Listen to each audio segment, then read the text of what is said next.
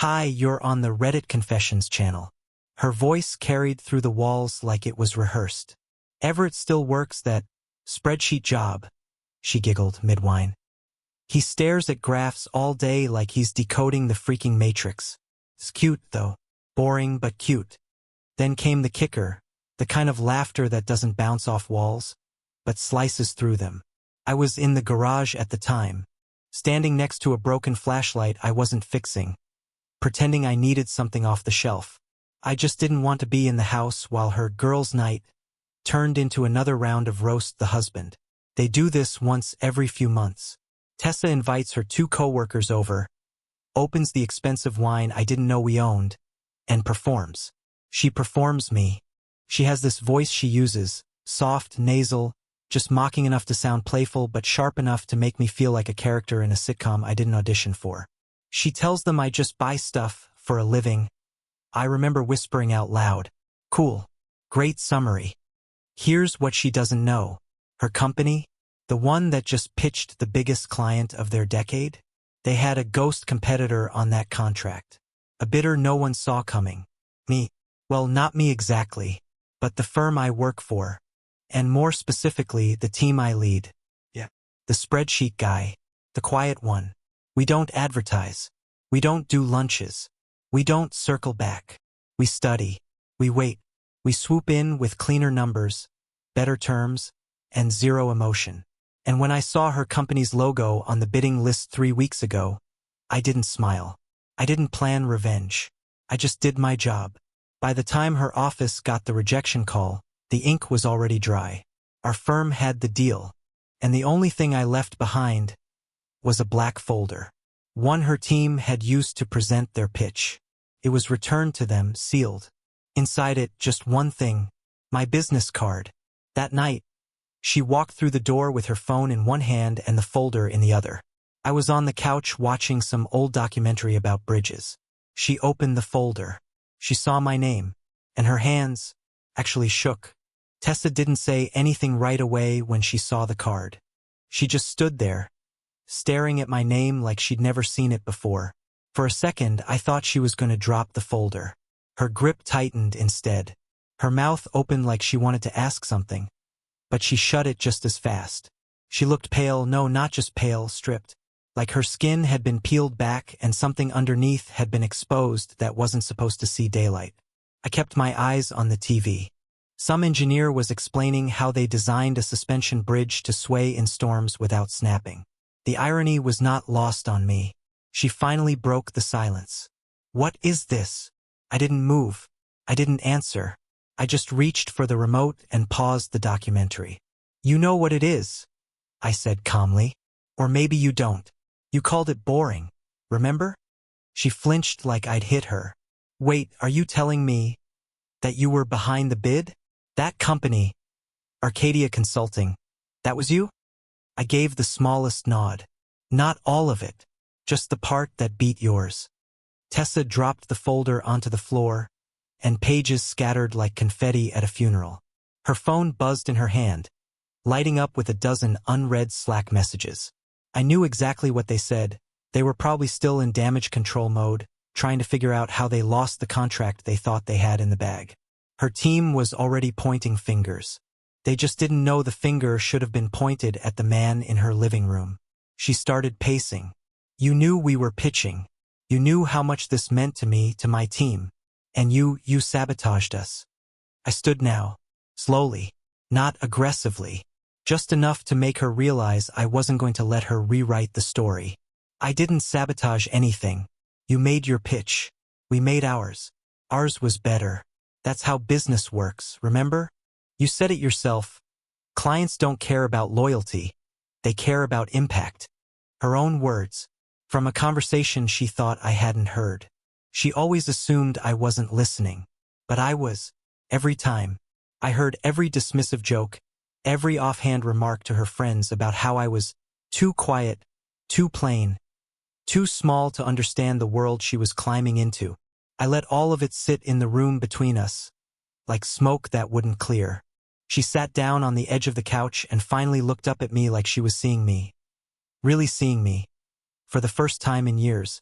I didn't mean to laugh at you, she whispered. It was just, the girls were being silly. I didn't mean it. But she did. And we both knew it. She'd meant it every time she used my silence as the punchline to a story that made her feel important. I didn't raise my voice. I didn't accuse her of anything beyond what had already happened. Instead, I walked over to her, leaned down and said, "You once told me that I don't understand ambition. I do. I just don't advertise mine over wine." Then I walked into the kitchen and poured myself a glass of water, while she sat frozen, surrounded by the shredded remains of her biggest professional failure. One that I had orchestrated by doing what I always do best. Staying quiet, paying attention, and striking exactly when no one expects it.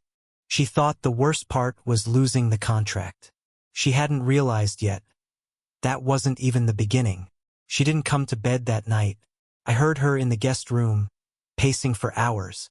At one point, I heard a drawer slam, followed by what I think was her hitting the wall. She didn't cry. That's the thing about Tessa. She never breaks in a way you can comfort. Her cracks are quiet and sharp, like a mirror shattering behind closed doors. I lay awake listening, staring at the ceiling fan turning slow above our bed, counting the rotations until morning. When I walked into the kitchen the next day, she was already there, hair undone, no makeup, still in the same wrinkled dress from the night before. A half-drunk cup of coffee sat in front of her, cold. Her phone was face down on the counter, probably buzzing with fallout. I didn't say anything at first, just walked past her and opened the fridge like it was any normal morning. She finally spoke, not looking up. "You humiliated me." I closed the fridge door gently. "No, Tessa. I outbid you. There's a difference." She turned toward me then, and I saw it. Something I hadn't seen in years. Fear. Not because I'd yelled or threatened. I never raised my voice. Not once. But she was looking at me like I had become someone else entirely. And maybe I had. Maybe this was who I always was, beneath the politeness and blank expressions. "You could have warned me," she said, voice cracking just enough to let a sliver of real emotion through. "You could have said something." "And what would you have done?" I asked. "Changed your pitch? Flipped the strategy? Bragged to your friends about how your husband handed you a pity advantage?" She flinched again. It was too easy now. "I didn't need your help," she whispered. "No," I said. "You needed respect. So did I." She stared at me like she was trying to stitch something back together in her mind. Some old version of me that fit into the background. The safe husband who didn't shake the walls or move the pieces around. But that version was dead. And I hadn't killed him out of anger. I just let him go. Later that afternoon, I received a call from my firm's client liaison. Just a check-in. The transition was smooth, they said. Tessa's agency had made several errors in their analytics. Inflated projections, weak contingency plans. Honestly, they underestimated the quiet guys, he joked. I let out a small, tired laugh. If only he knew. That evening, she got dressed up again. Heels, lipstick, blazer with sharp shoulders. I knew the look. She was going to spin this. Fight for damage control. Try to salvage what she could of her reputation. That was always her talent.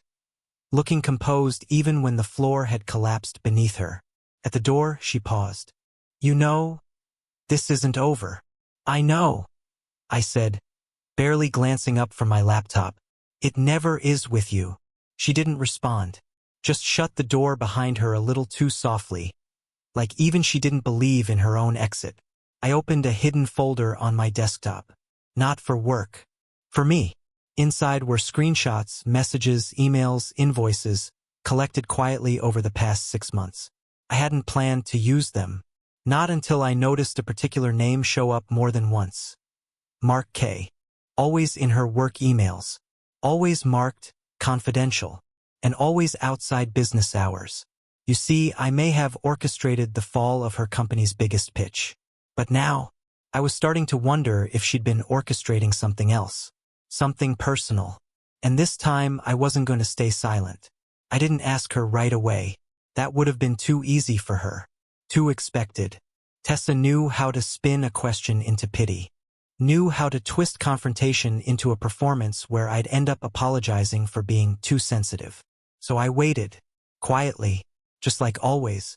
I closed the folder, hid the drive, and went about my evening like I didn't have proof she'd been emailing a man named Mark K.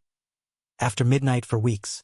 Subject lines like, "Let's circle back," and "just between us." With no attachments, no context. A few of them deleted from her sent folder, poorly I might add. She'd forgotten that her cloud backup syncs every 24 hours. The following day she acted normal. Made breakfast, kissed my cheek, asked how I slept. I said fine. I even laughed at one of her jokes. Something dumb about a pigeon landing on her car. But every word she spoke landed differently now, like I was hearing a second conversation layered under the one she was trying to have. I wasn't looking for rage. I was looking for tells, and she was full of them. That night I called my friend Trevor, a quiet IT analyst who used to work with me before he relocated to Seattle. He owed me a favor. I asked him if he could trace a personal Gmail address, one I had screenshotted from a thread Tessa forgot to delete. He said give him 2 hours. Took 40 minutes. Mark K., full name Mark Kennerly, works for a commercial branding firm. Unmarried. No social media but several tagged photos from conferences, one of which featured Tessa standing beside him holding a glass of wine and laughing a little too easily. The timestamp? 3 months ago. That's when she said she was on a team-building retreat. I sat in the living room for a long time after that. Lights off. Just the faint blue glow of my screen burning my retinas. I thought I'd feel fury, some heat in my chest, but instead, all I felt was something cold. Not numbness. Clarity. The kind you get when the fog lifts and you realize the shape of something that's been in front of you for years, just slightly out of focus. So I didn't confront her. Not yet. I just began preparing. The next morning, I changed all the passwords to our joint accounts. I made sure the bills were auto-paid from my personal card, not our shared one. I spoke to a real estate lawyer discreetly about a postnuptial agreement she'd once laughed off, and then I made sure my name was the only one listed on our house deed refinance from 2 years ago. Turns out, when you're the boring guy who handles the finances, you end up holding the keys to the entire kingdom. That evening she came home late, said traffic was bad. I didn't ask where she was. She gave a nervous smile, poured herself a glass of wine, and sat down across from me. Her phone buzzed. I watched her glance at it quickly, screen down. I said nothing. That silence? It wasn't passive. It was pressure. She finally cracked. "Why are you being weird lately?" she asked, trying to sound casual. "You've been off." I shrugged. "You just haven't been paying attention." That landed hard. I saw her posture shift, the corners of her eyes twitch. She opened her mouth to speak, but her phone buzzed again. I caught a glimpse this time. Just the name. Mark. She turned pale. And that was it. No more pretending. No more playing dumb. I stood up, took a long breath, and simply asked, "Who the hell is Mark?" She blinked. Once. Twice. "Just someone from work." Wrong answer. I walked into my office, came back with the folder she didn't know existed, and dropped it gently on the table. "Then you won't mind explaining this." Her eyes scanned the pages, and I swear, for the first time in years, Tessa looked small. Like the woman who used to call me brilliant had finally realized the danger of underestimating the man who never raised his voice. I didn't yell. I didn't need to. I had evidence. And she had nothing left to say. The first thing she did wasn't deny it. That stunned me more than anything else. No fake gasp. No wounded expression. No trembling voice asking, "How could you think that of me?" Instead, Tessa just sat there, her mouth slightly open, frozen halfway between excuse and admission. Her fingers hovered over the folder I had placed on the table, like she wasn't sure if touching it would make it real. I sat across from her, watching the thoughts scramble behind her eyes, one by one failing to form anything coherent. "You went through my emails," she finally said, voice low and flat. "No," I said calmly. "You left your trail like a dropped scarf in the snow. I just followed it." She looked up at me, face pale. "It's not what it looks like." I leaned forward, elbows on the table. Then what is it? She hesitated too long. Then, Mark's a mentor. He helped me with the pitch. That's all. I nodded slowly, like I was being fair. That why your messages to him started at midnight and ended at 2 a.m.? Why you deleted some of them but forgot they were backed up? Her mouth twitched. She blinked hard, trying to reset herself, like a page that refused to load. I didn't want you to misunderstand. You're sensitive about things. There it was. The default play. The gaslight. The slow weaponization of the word sensitive. As if that was some character flaw instead of a response to being lied to for months. I didn't take the bait. Instead, I stood, walked into the hallway, and returned with a second envelope. This one wasn't just emails. This one had screenshots, hotel receipts, a photo blurry, but clear enough, from a conference in Tampa where Mark and Tessa were very much not mentoring each other over cocktails. I placed it beside her gently. You know what I do for a living, Tessa. You should have known how thorough I'd be. She didn't open it. She didn't need to. She knew what was inside. And for the first time in our entire marriage, she said something I never thought I'd hear. I made a mistake. That sentence hung in the air like a heavy rope swaying in silence. I sat back down. How long? Her eyes dropped. It started during the Denver trip. For months ago. It wasn't supposed to mean anything. I almost laughed. It wasn't supposed to mean anything. The way people talk about stubbed toes or spilled coffee. As if betrayal could be measured in degrees of intent. She reached for my hand. I pulled it back instinctively. That hurt her. Good. Not in a petty way. But because if she didn't feel pain now, she'd never feel anything at all. I can fix this, she said suddenly. We can go to counseling. You can scream at me. I'll take it. I'll do anything. I tilted my head. I'm not going to scream at you. That's not who I am. She looked relieved for a split second until I added, and you don't get to decide what this turns into. She tried to stand, but I gestured for her to stay seated. There's something else. Her brow furrowed. What? I reached into my pocket and placed a small, black USB drive on the table. This has a timeline. Your flights, your agency's travel records, expense reports. I didn't bring this to accuse you. I brought it because I've already given a copy to my lawyer. That's when her entire face dropped. No more defiance. No more performance. Just panic. What does that mean? She asked, voice suddenly shaky. It means I've already filed. Quietly. And since your agency lost the biggest client they were chasing, thanks to my team, I assume your bonus is gone. Which means this house, the one in my name, isn't something you'll be holding on to for long. Her lips parted, but no words came. You laughed at my job, Tessa. You called me boring, irrelevant, invisible. I leaned in close enough to make sure every word cut. But I was watching everything, and now you'll feel what it's like to be on the other side of silence. I stood up, walked toward the stairs, and left her sitting there in the kitchen, surrounded by her own ruins.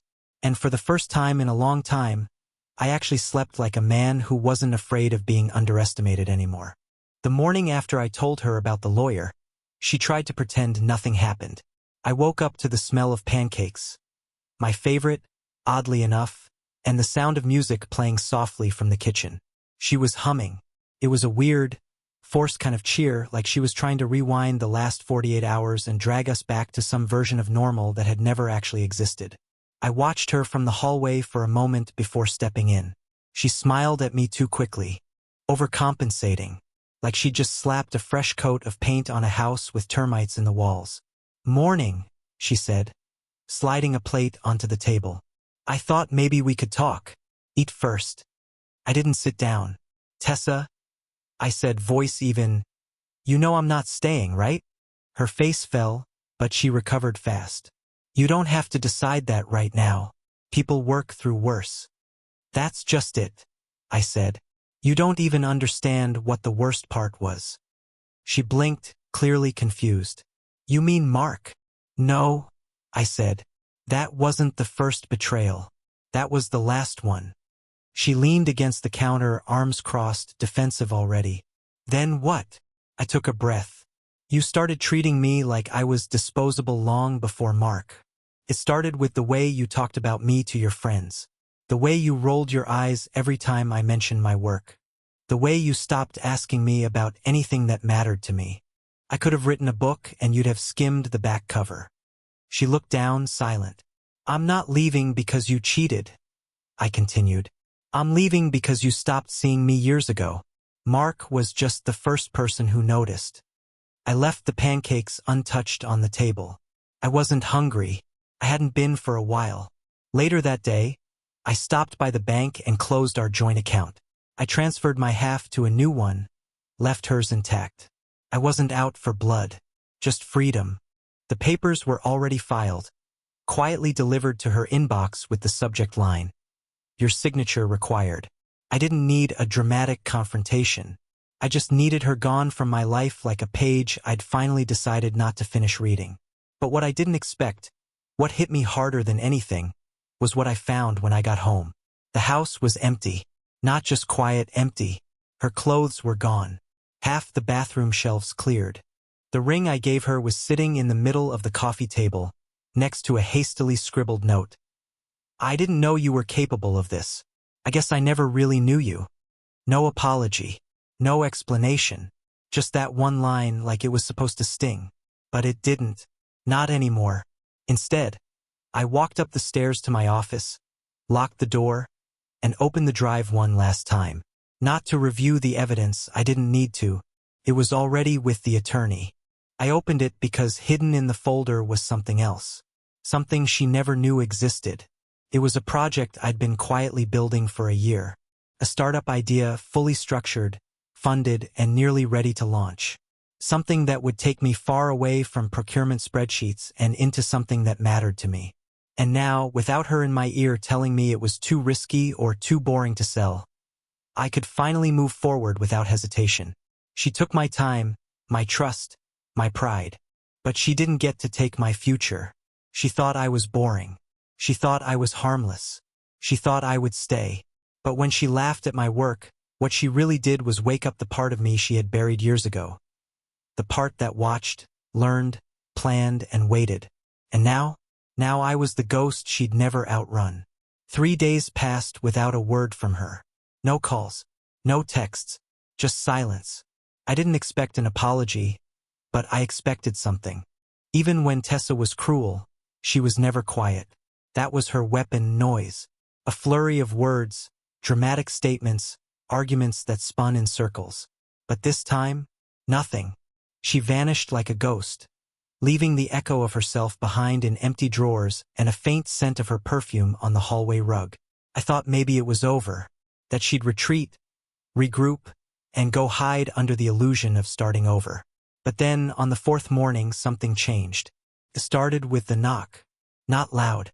Just 3 soft taps on the front door, like whoever stood outside wasn't sure if they wanted to be let in. When I opened it, I didn't expect to see her mother standing there, holding a small white envelope in her hand. "She told me to give you this," her mother said, avoiding eye contact. Her voice was tired, embarrassed almost. I took the envelope without speaking, nodded, and closed the door behind me. I didn't open it right away.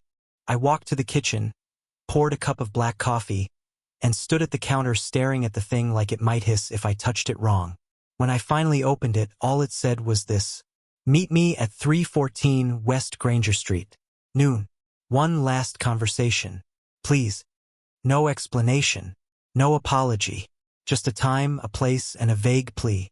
Part of me wanted to burn it. Another part wanted to ignore it entirely. But something about the address rang a bell, and curiosity, stupid and persistent, got the better of me. At 11:50 a.m., I parked across from a small, run-down office building. Half the signs on the windows were faded. Most of the parking lot was empty.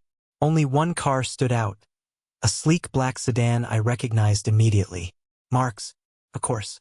I didn't get out. I just sat there, watching.